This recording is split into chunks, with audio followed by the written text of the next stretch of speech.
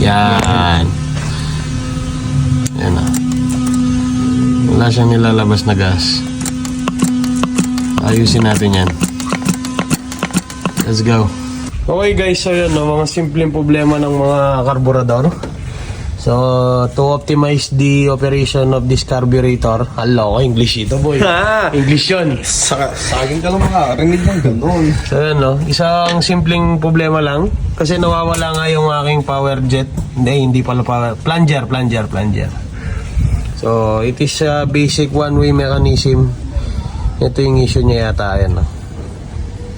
Nagtataka ako bakit meron ganito sa repair kit pero hindi naman nagagamit.